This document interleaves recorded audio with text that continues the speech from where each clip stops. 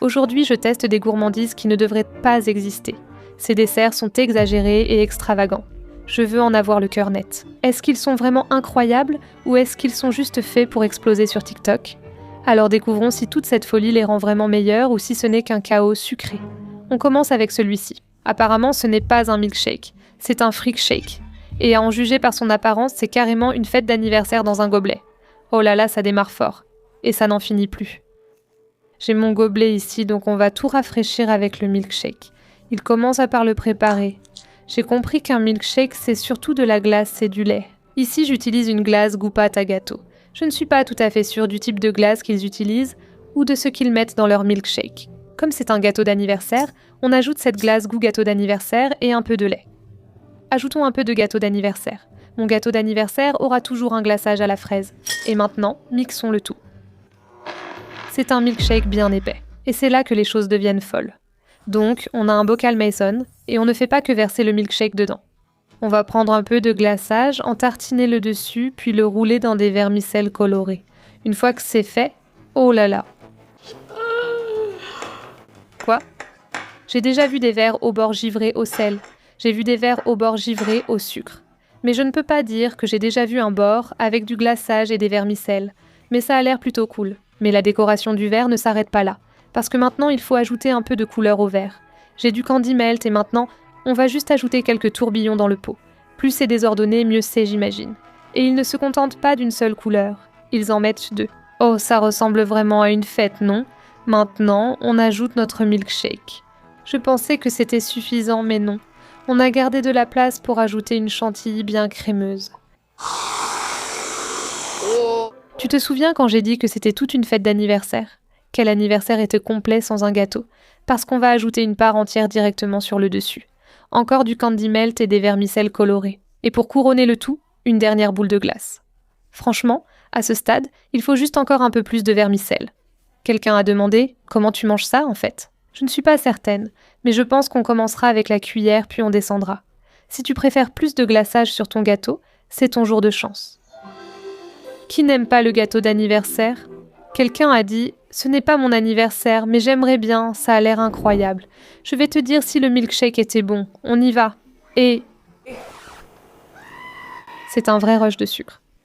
Et je dois dire que c'était complètement fou. Mais pour un anniversaire, c'est vraiment spécial. Et je suppose que tu voudrais partager ça avec des amis. Alors je vais lui donner 7 sur 10. Le prochain ressemble à l'un des gâteaux les plus fous de New York. Beaucoup disent qu'il y a trop de glaçage et peu de gâteau.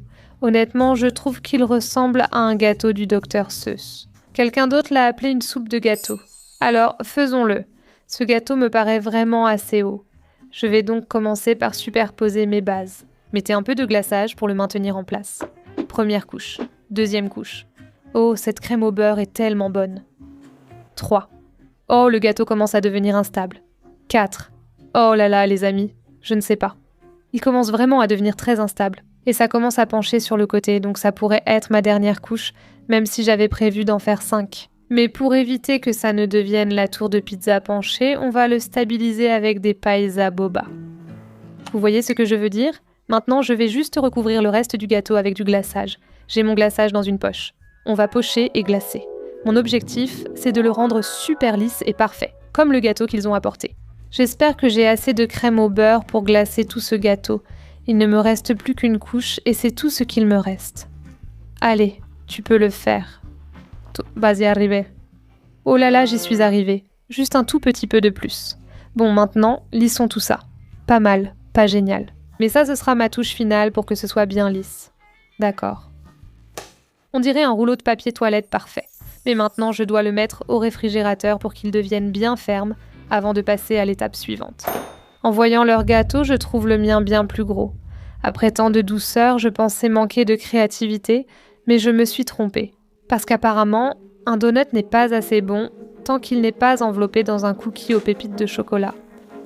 Il faut savoir que j'ai toujours un rouleau de ma pâte à cookies aux pépites de chocolat, la meilleure du monde dans le frigo, prêt à l'emploi. Ils commencent par prendre de la pâte à cookies, l'aplatissent, la placent sur la plaque de cuisson, puis ajoutent le donut. Elle aplatit un autre morceau de pâte à cookies, le pose dessus puis on l'enroule comme un bagel.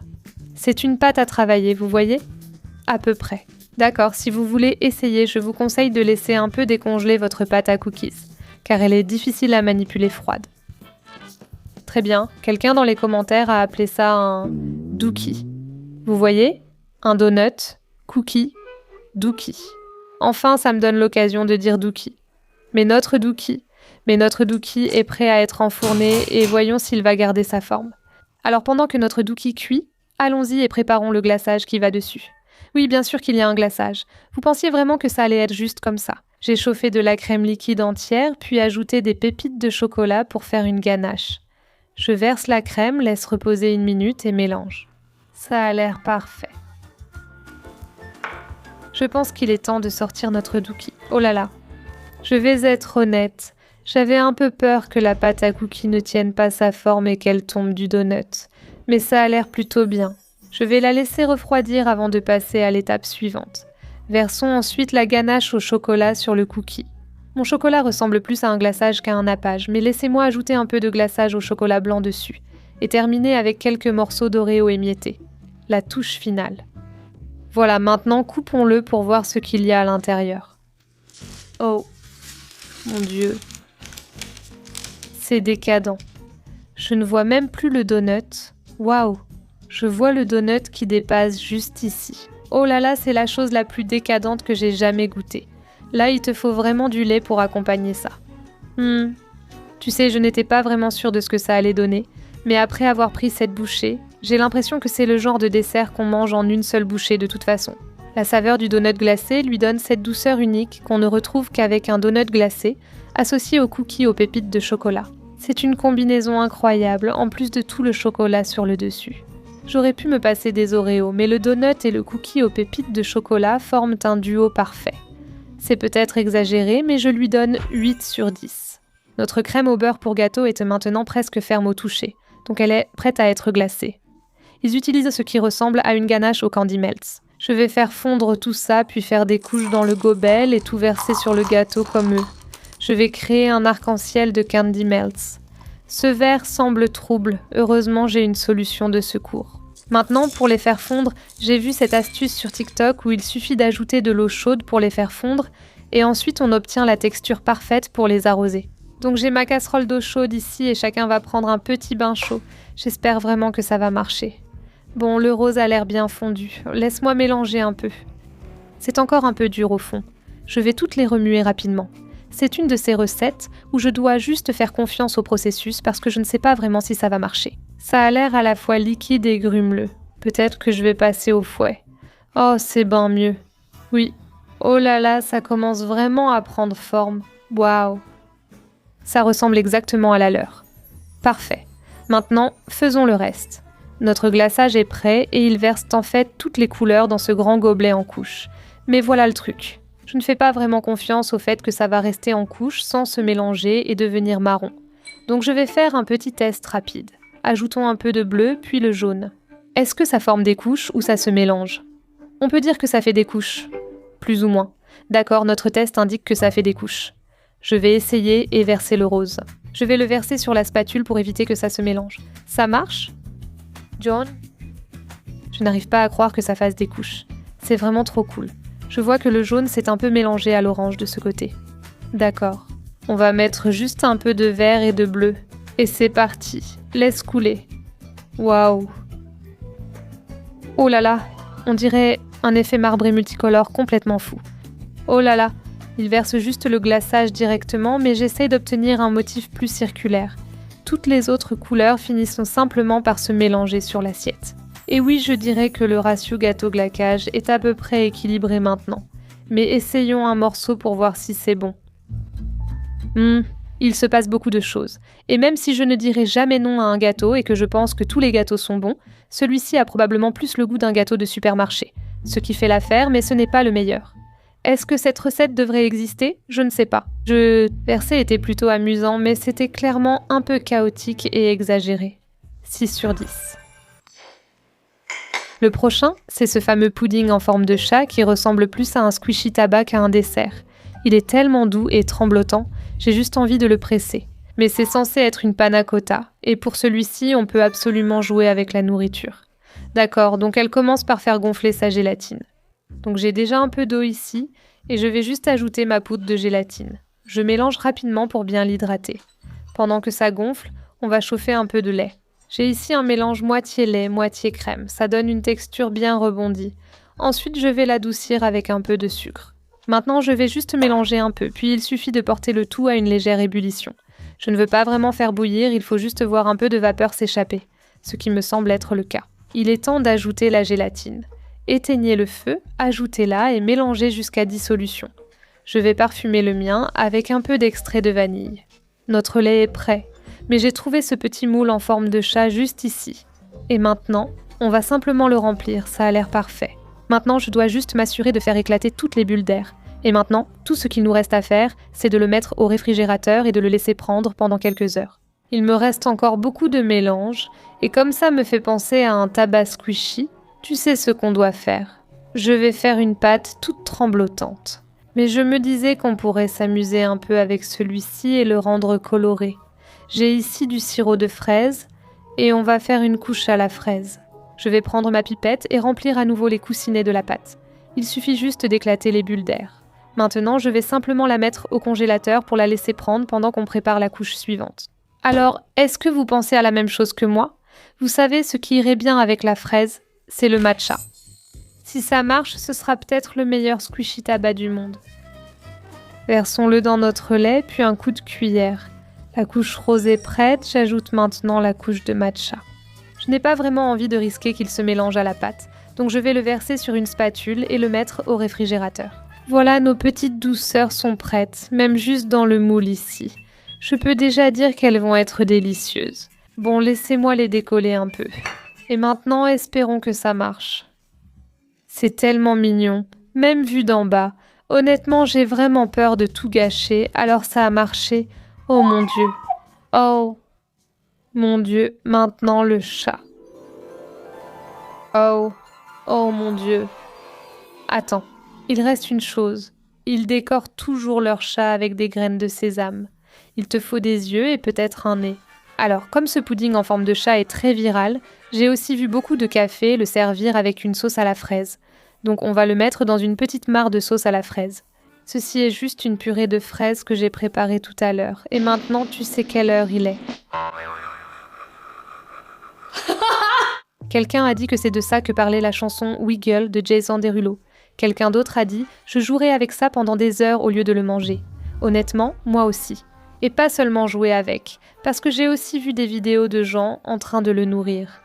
Oui, nourrit la nourriture avec encore plus de nourriture. C'est complètement fou, les gars.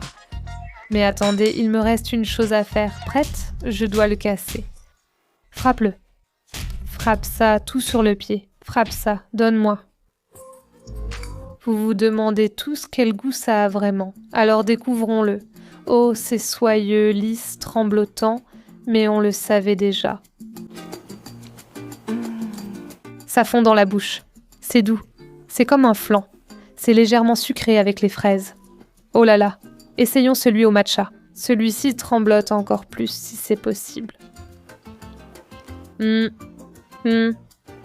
Oh là là, c'est peut-être ma nouvelle façon préférée de goûter le matcha à la fraise. Les animaux gélatineux et moelleux méritent d'exister. 10 sur 10. Alors qu'on pensait la tendance du chocolat de Dubaï déjà extrême, les gens avaient déjà créé brownies, cheesecakes et cookies. Quelqu'un a pensé que ce serait une bonne idée d'en faire un véritable burger dessert. Même des gens dans les commentaires ont dit que ça allait trop loin. Et c'est facilement l'un des desserts les plus fous que j'ai jamais vus. Alors voyons si ça devrait vraiment exister. Vu l'apparence des pains à burger, je pense que c'est une coque de macarons. Alors préparons-les. Heureusement, on s'est entraîné la semaine dernière quand Cat's Eye l'a fait. Donc je vais encore utiliser la recette de Baby Lara. On va simplement tamiser la poudre d'amande, le cacao en poudre et le sucre glace. Dans la dernière vidéo, sa recette n'a pas vraiment fonctionné, mais je les ai refaits. Je les ai laissés reposer et ils ont formé la coque et ont cuit parfaitement. Tout est bien léger et moelleux. Maintenant, mélangeons bien tout ça. Les ingrédients secs sont prêts. Maintenant, montons nos blancs d'œufs en neige. D'accord, ça a l'air bien. Comme une guimauve. Je verse la moitié du mélange à base de farine d'amande dans les blancs d'œufs. Je mélange, puis je répète jusqu'à incorporation totale. C'est très mousseux. Ça commence à prendre. Pour la deuxième partie, je veux éviter de trop mélanger. Je crois m'être arrêtée au bon moment dans la dernière vidéo. Je veux juste obtenir une consistance de lave. Je pense qu'on y est. Versons la préparation dans la poche à douille, puis formons nos gros pains à burger. Ça a l'air bien. Donnons-lui un coup sec pour chasser les bulles d'air et tasser le tout. Je les laisse reposer 15 minutes pour former une croûte pendant qu'on prépare brownies et garniture de Dubaï. Pour la garniture de Dubaï, qui selon moi est surtout composée de cadaïf et de crème de pistache, on va commencer par ajouter un peu de beurre dans une poêle, le laisser fondre, puis j'ajouterai mon cadaïf et je le laisserai dorer joliment. D'accord, c'est bien doré et magnifique. Maintenant, je vais le transférer dans un bol. Pour mélanger tout ça, j'ai besoin de tahini, qui est comme un beurre de sésame. Ça donne un goût bien gourmand et de noisettes. Et bien sûr de la crème de pistache. On mélange le tout. La mienne était moins verte que la sienne, mais ça semble bien. Il la façonne en galette, comme un steak haché. Je vais faire pareil directement dans le bol. Je vais la mettre au congélateur pour qu'elle repose. Préparons maintenant la galette de brownie. Je pense que c'est la bonne taille pour mon burger, donc je vais utiliser ça comme moule. J'espère que je pourrai le démouler en un seul morceau. Oui, formons vite notre steak de burger. Parfait. Il est temps d'enfourner la coque de macaron. Tout est prêt. Il est temps d'assembler. Voici la coque de macaron. Je l'ai complètement refroidie et elle sera mon pain du dessous. Deuxième étape, notre crème de pistache. Une belle grosse cuillerée. Maintenant, on place notre steak de burger. Burger brownie. Et pour la garniture croustillante, le cadaïf. Regardez-moi ça. C'est parfait. Et probablement la partie la plus folle de tout ça, c'est la tranche de glace qu'il place juste au-dessus. Et j'ai vu cette astuce où tu peux faire en sorte que ta glace en pot s'adapte parfaitement sur quelque chose comme ça ou sur n'importe quel sandwich glacé. Je vais couper directement à travers le carton. Maintenant la question est, est-ce que ça va rentrer ? Oh oui, j'ai notre pain du dessus en macaron et la dernière étape c'est juste d'arroser le tout de chocolat. Et voilà mon dessert burger smash de Dubaï. Je ne sais même pas vraiment comment on est censé le manger, mais il le coupe en deux, ce qui me fait un peu mal au cœur parce que c'est tellement beau. Oh là là, c'est vraiment difficile à couper parce qu'il y a tellement de couches, mais on y est arrivé. Regardez toutes ces couches. Quelqu'un a dit que ça devenait incontrôlable. Oui, mais j'en ai envie. Je ne vais pas me plaindre parce que ça a l'air incroyable. C'est incroyable. Très très sucré. Oui, différentes textures qui se mélangent et la saveur. Oh mon Dieu, c'est tellement bon. Mais qu'est-ce qui vient après ? Une pizza de Dubaï ? C'est ce que quelqu'un a dit. Ensuite, ils vont faire une maison de Dubaï avec une voiture dans l'allée. Je ne pourrais pas faire ça, mais peut-être une pièce secrète à la place. 8 sur 10. Si tu as aimé cette vidéo, regarde-moi tester d'autres recettes TikTok qui ne devraient pas exister. Salut!